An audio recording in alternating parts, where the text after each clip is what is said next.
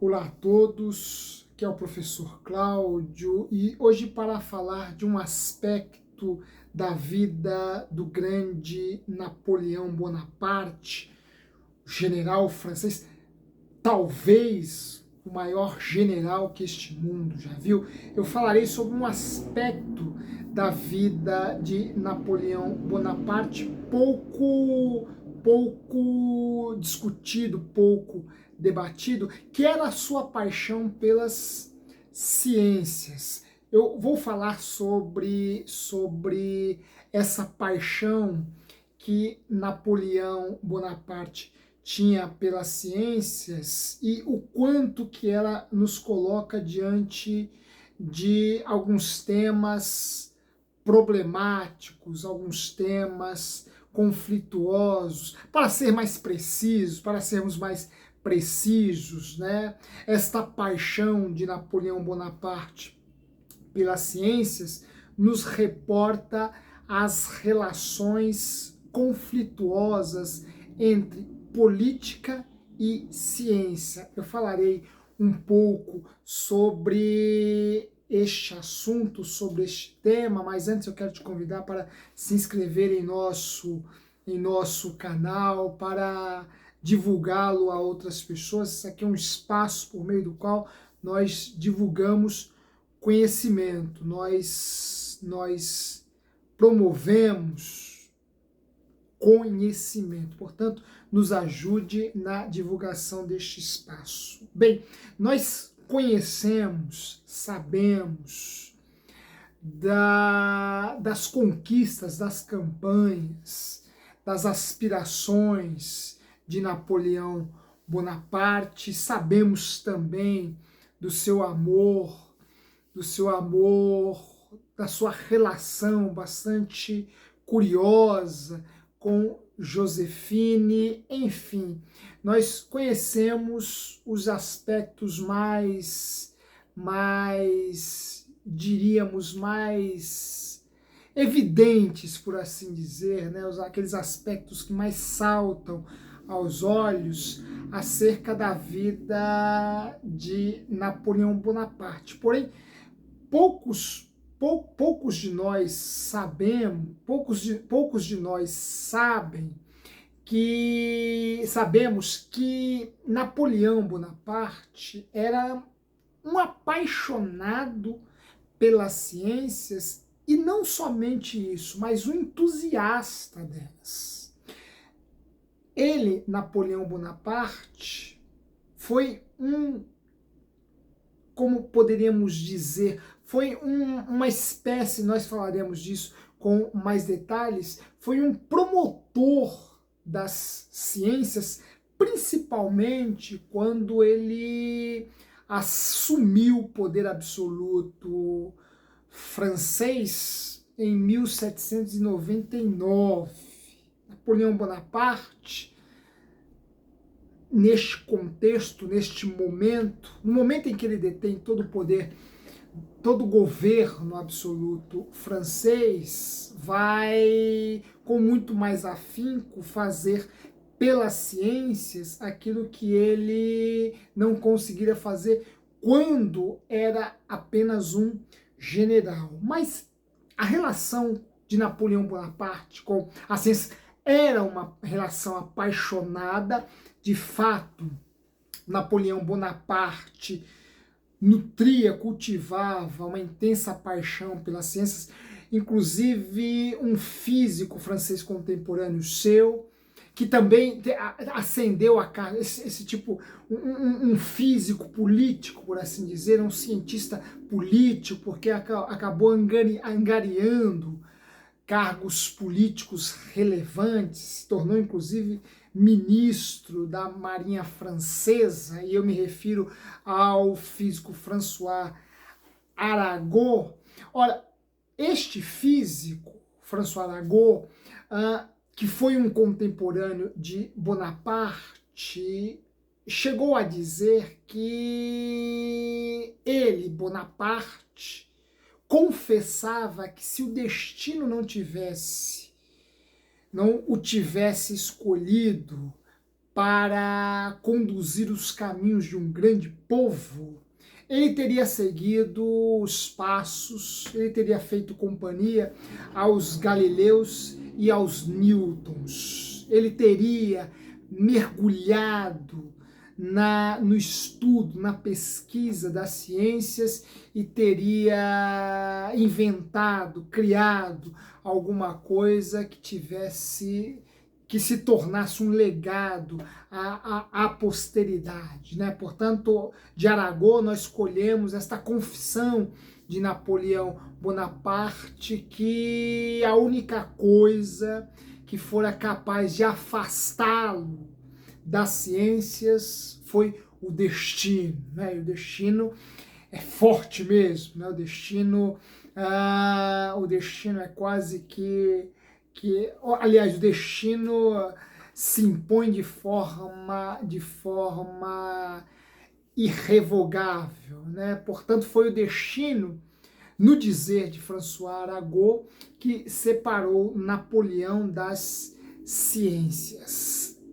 Porém, o destino não foi capaz de tirar de Napoleão a paixão pelas ciências. E esta paixão fez de Napoleão praticamente o grande militar, o grande general da modernidade, melhor dizer, né? Melhor dizermos, né? Essa é uma tese que eu encaro sustentar. Napoleão foi o primeiro grande general a construir uma carreira militar calcada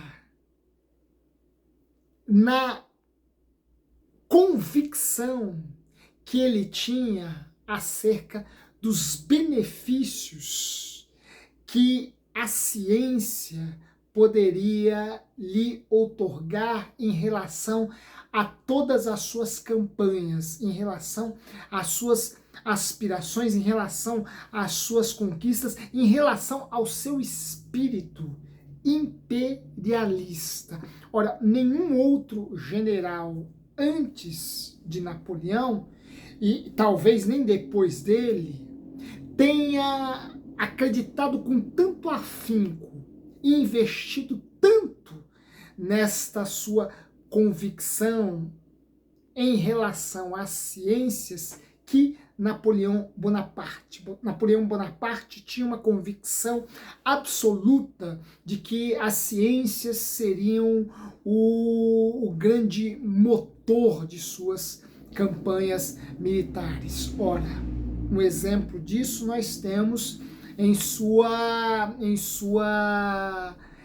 campanha pelo Egito. Napoleão Bonaparte entra no Egito levando consigo naturalistas, arqueólogos, matemáticos, filólogos. Ora, em nenhuma outra campanha militar, em nenhum outro exército, até então, nós encontramos a presença de tantos cientistas como na campanha que Napoleão Bonaparte fez ao Egito. Então, por aí nós temos uma ideia do quanto que este homem acreditava, nutria uma convicção na ciência como uma causa fundamental, imprescindível para as suas conquistas. Ora, ele se acercava de gente ligada à ciência.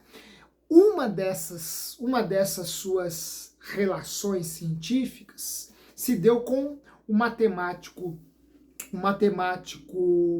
francês Gaspard Monge. Gaspard Monge foi o inventor da geometria descritiva e o pai da geometria diferencial. Era um matemático, era um geômetra. E desde 1781 que Gaspard Monge se debruçava acerca da forma mais eficiente de se construir fortificações. Este era um problema que o inquietava, que o incomodava desde 1781. E Napoleão Bonaparte fez questão de se aproximar deste matemático, pois via nele um intelectual, uma mente, uma cabeça que tinha muito a lhe oferecer em suas campanhas. Ora, o geômetra, o matemático Gaspar Monge era o crânio que poderia oferecer a Napoleão Bonaparte o caminho mais eficaz para se construir uma fortificação, para erguer, para arquitetar uma fortificação. E Gaspar Monge não se furtou a dizer a Napoleão que o caminho mais eficaz seria construir uma fortificação a partir de uma conquista imediata, a partir de uma cidade conquistada, por assim dizer. Ora, se você conquista uma cidade, a melhor forma ou a forma mais, o caminho mais eficaz, mais eficiente, mais econômico para se construir uma fortificação ali é recorrendo à matéria-prima e humana daquela mesma cidade. Se você conquista duas cidades, o caminho mais eficaz para se construir uma fortificação ou fortificações nessas duas cidades é se valendo dos recursos que estas cidades, ou pelo menos as suas adjacências, o seu perímetro, tem ali oferecer. É claro que a coisa se torna mais complexa à medida que se multiplicam o número de cidades. Porém, quando o número é um pouco mais limitado, é possível construir uma fortificação lançando mão desses recursos. Bem, esta proposta matemática a Napoleão lhe caiu como uma luva, porque para ele seria muito menos dispendioso carregar toda a matéria-prima, conduzir toda a matéria-prima até um ponto a ser conquistado, do que conquistar aquele ponto, ou pelo menos as adjacências daquele ponto, e a partir dos recursos ali encontrados, construir uma fortificação. Essa proposição, esta proposta que Gaspar Monge oferecera a Napoleão, lhe pareceu muito mais viável e Napoleão a acatou. Ora, portanto, nós vemos aqui o quanto que um matemático foi extremamente fundamental na campanha ou em algumas das campanhas de Napoleão Bonaparte. Essa matemática proposta por Gaspar Monge, essa construção geométrica, por assim dizer, foi durante algum tempo esquecida. Mas na década de 40 do século XX, ela foi retomada, e retomada por um matemático e economista russo, que inclusive ganhou um prêmio Nobel chamado Leonid Kantorovich. Ora, a este matemático e economista, Leonid Kantorovich, nós devemos uma espécie de renascimento da geometria do caminho mais eficaz, desenvolvida por Gaspar Monge nos dias de Napoleão, no século XX. Ora, Kantorovich, o economista russo, resgatando os estudos de Gaspard Monge, lhes fizera algumas adaptações, lhes fizeram algumas adaptações e aplicou e desenvolveu um estudo que conseguiria oferecer até mesmo a uma padaria qual a forma mais viável para que ela alimentasse os estabelecimentos ou alguns estabelecimentos de pães. Vejam, a fórmula desenvolvida por Kantorovich serviria até mesmo para um comerciante, um vendedor de pães, encontrar o caminho mais eficaz, mais viável para fornecer abastecer os seus clientes, abastecer os seus consumidores, os seus compradores, né? Então, vejam, na década de 40 do século 20, um matemático e economista russo retomou os estudos de Monge e não parou por aí. Na década de 80, um matemático francês, chamado Ian Brenier, vai aplicar esta proposição, esta equação do caminho mais eficaz nos seus estudos acerca da dinâmica dos fluidos.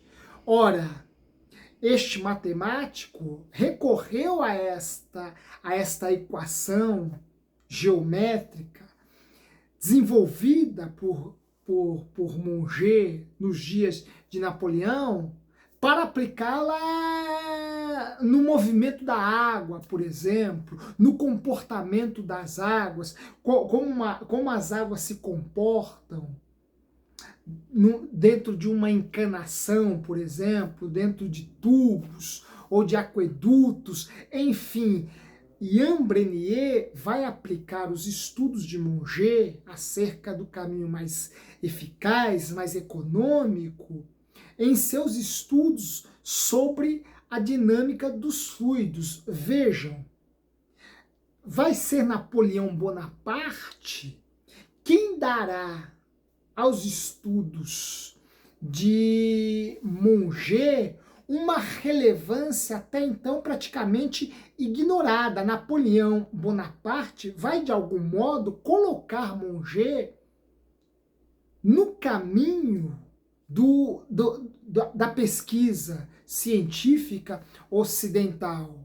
Ele vai trazer, como eu disse no início, como ele trouxe para próximo de si muitos cientistas, principalmente quando ele ascendeu ao trono francês em 1799. Em 1799, agora senhor absoluto da França, Napoleão Bonaparte se torna uma espécie de mecenas das ciências. Ele vai patrocinar cientistas, ele vai premiá-los, ele vai lhes conceder auxílios econômicos, ele vai inclusive dar-lhes postos importantes na hierarquia do seu governo. A alguns ele os ministros, ele vai criar uma espécie de pleiade, né? Hoje nós falamos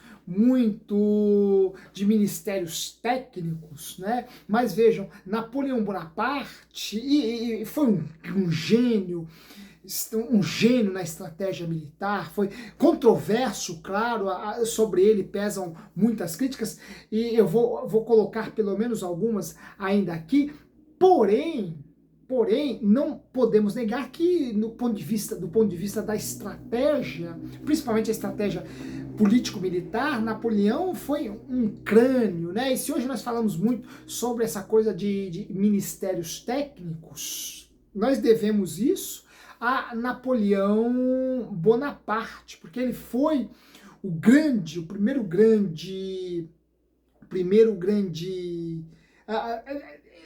eu não diria o primeiro, Marquês de Pombal também foi uma figura extremamente esclarecida que procurou construir um ministério também técnico, mas eu diria que Napoleão Bonaparte foi o primeiro general que angariou, que conquistou o poder absoluto num país, numa nação, e tratou de fundamentá-la a partir das ciências.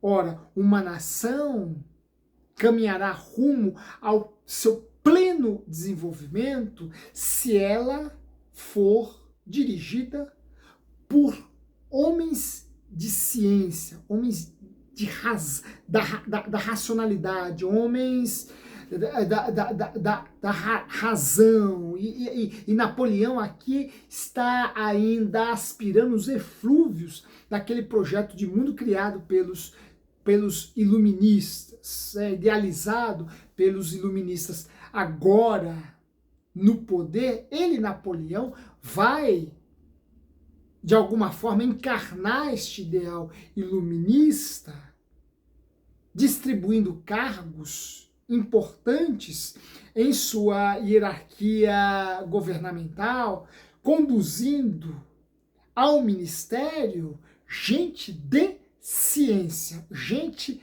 que vive pela e para a ciência. Ora, Napoleão tinha este ônus ao seu favor, porém, não devemos esquecer que toda esta relação que Napoleão, e aqui fazemos já a crítica, toda essa relação que Napoleão desenvolveu, cultivou com as ciências durante toda a sua jornada, foi uma relação meramente instrumental. Ora, Napoleão, na verdade, recorreu às ciências, pois via nela o instrumento necessário para a conquista de seus ideais puramente imperialistas e ditatoriais. Ora, Napoleão usou a ciência, e aqui isso de forma alguma exclui a sua paixão pelas ciências. Entretanto, esta paixão pelas ciências foi, na verdade, uma paixão contraditória. Por quê? Porque as ciências, para Napoleão, também estavam atreladas, ou essencialmente atreladas, ao seu projeto de dominação imperialista, universal e absoluta. Portanto, aqui nós vemos a controversa relação entre política e ciência levada ao extremo. Porque aqui já não se trata mais, e Napoleão Bonaparte deu um golpe tomando o poder francês, aqui já não se trata mais de um general, aqui se trata de um ditador que tinha ambições imperialistas, universalistas, ambições absolutistas, e que recorreu à ciência para que elas servissem para a realização destes seus ideais absolutistas e que ela o ajudasse a manter-se dentro deste seu horizonte de poder ditatorial. Portanto, aqui Napoleão encarna de forma extremada as relações controversas entre política e ciência. Contudo, não devemos legar ao ostracismo um matemático como Gaspard Monge e outros tantos cientistas que se valeram das benesses de Napoleão, até porque, embora controversas, as relações entre política e ciência são relações necessárias, não são relações contingentes, porque se a política precisa da ciência, a ciência muito mais da política. Vejamos o quanto que o desenvolvimento da nossa ciência, eu falo aqui em termos de Brasil, padece de recursos, de verbas públicas, de recursos econômicos que são outorgados por políticos, que são outorgados por entes públicos. Né? A ciência depende, o desenvolvimento científico depende de verba estatal. Por mais que alguma instituição de pesquisa e aqui a relação é um pouco menos problemática. Se a relação entre política e ciência já é problemática, imaginemos a relação entre empresa privada e ciência, né? Pensando, vejam, a política, o Estado, a política, pelo menos a prioristicamente, a política, enquanto ciência, a política busca o bem da coletividade. Agora, a empresa privada busca apenas o seu próprio lucro. Portanto, se as relações entre política e ciência são complicadas, o que não se dirá das relações entre ciência e empresa privada ou ciência e mercado são muito mais complicadas e delicadas ainda. Porém, não devemos legar ao ostracismo cientistas, matemáticos como um Gaspard Monge e tantos outros que fruíram das benesses de políticos ditatoriais ou que beiravam um regime ditatorial, como Gaspard Monge. Às vezes é necessário ao cientista apertar as mãos do diabo, porque só assim ele conseguirá os recursos necessários para fazer progredir a própria ciência. Ora, a ciência e a política possuem uma relação extremamente controversa, mas esta relação controversa é necessária. Por quê? Porque a ciência, ou o progresso das ciências, também é um progresso que se desenvolve a partir de contradições, né? E aqui eu estou recorrendo a um movimento, a uma ideia de progresso extremamente hegeliana, né? Uma ideia de progresso. E lembremos-nos, né? O jovem Hegel foi um entusiasta de Napoleão Bonaparte, como muitos outros intelectuais, alemães, né? Como Schelling também foi um entusiasta de Napoleão Bonaparte, né? Beethoven foi entusiasta de Napoleão Bonaparte, né? Inclusive Beethoven chegou a escrever uma partitura em homenagem a Napoleão Bonaparte, a heróica, né? Depois ele rasurou essa dedicatória, né? Essa partitura, enfim, né? Mas foi um entusiasta, Beethoven foi um entusiasta de Napoleão. Vejam, homens de ciência, homens de filosofia, homens de arte. O que significa dizer que, recorrendo a Hegel, o progresso das ciências,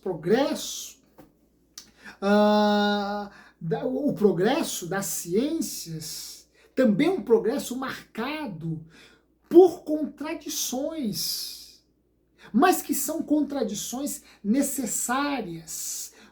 Haja vista que só há superação, só existe uma superação, só existe uma tese, no dizer hegeliano, se ela for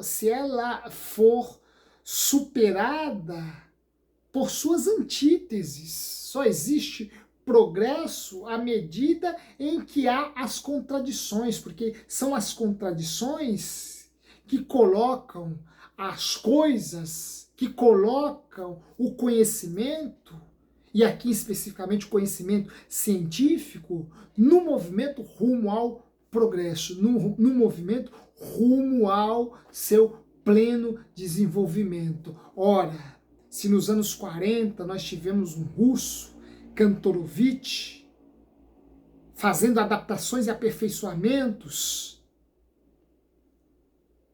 a geometria, a equação do caminho mais eficiente, se nos anos 80 nós vemos outros avanços dentro dessa linha de pesquisa, tudo isso se deve à relação controversa e contraditória entre um matemático, Gaspard Monge, e um ditador, Napoleão Bonaparte. Ora, se não há contradição, se não há antítese, se não há o conflito, não há desenvolvimento, não há crescimento, não há progresso, já dizia o grande Hegel, com o qual nós concordamos, com o qual a história demonstra